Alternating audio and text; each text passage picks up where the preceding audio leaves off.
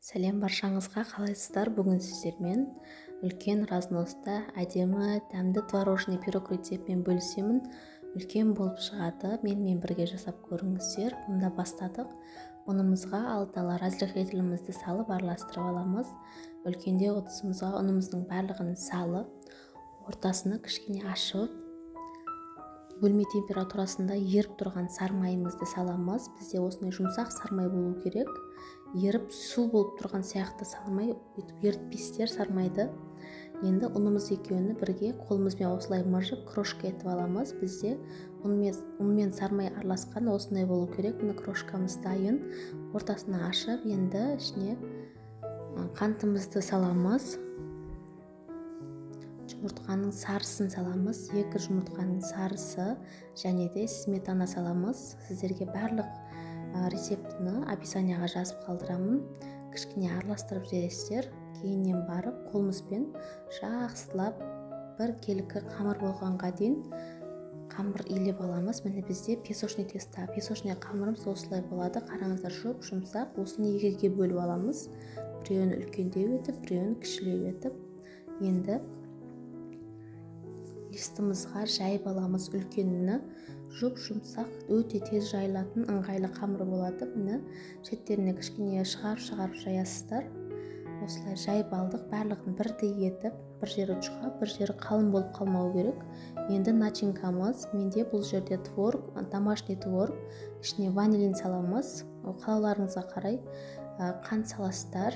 Дәмдеріңізге қарай жаңағы жұмыртқаның ағын саламыз және де сметана саламыз.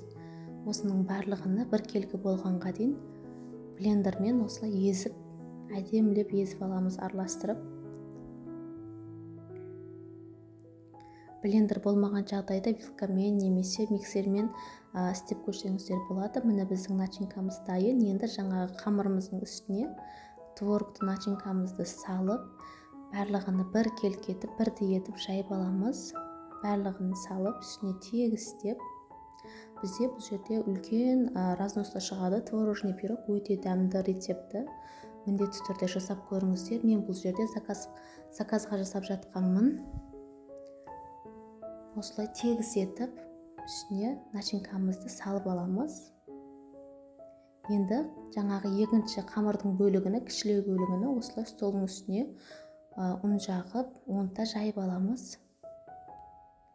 Оқтаумен үлкендеу етіп, жұқа етіп жая беріңіздер. Жаңағы біздің творожный пирогымыздың көлемі үлкен болғаннан кейін үстіне ленталарын ұзын-ұзын болу керек. Сондықтан үлкендеу және де жұқалау жайыңыздар. Піскен кезде бетінде ісіп тұрады бұл. Сондықтан жұқалау ете беріңіздер. Енді пышақпен осындай ленталар жасап аламыз. Ирек-ирек қып кессеңіздер де болады, өздеріңіздің қалауларыңызға қарап. Міне осылай барлығын кесіп алдық. Видеода көріп тұрғандарыңызды енді жаңағы пирогымыздың үстіне ең ұзын-ұзын ленталарды алып, үстіне видеода көрсетілгендей етіп қойып шығасыздар. Бірінші орында сол ұзын ленталарды істетіп алыңыздар.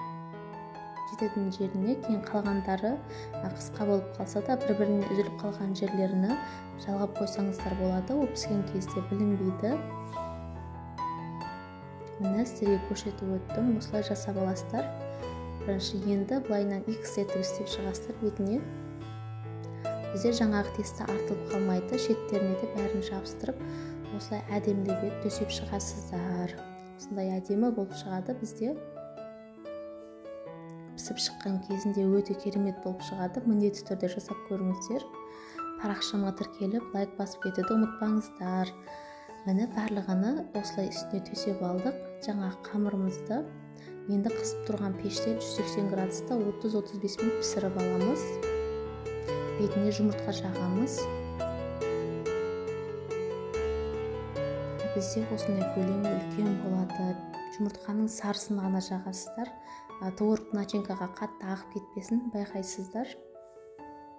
180 градуста 30-35 минут беті қызарғанша пісіріп аласыздар. Міне біздің пирогымыз пісіп шықты.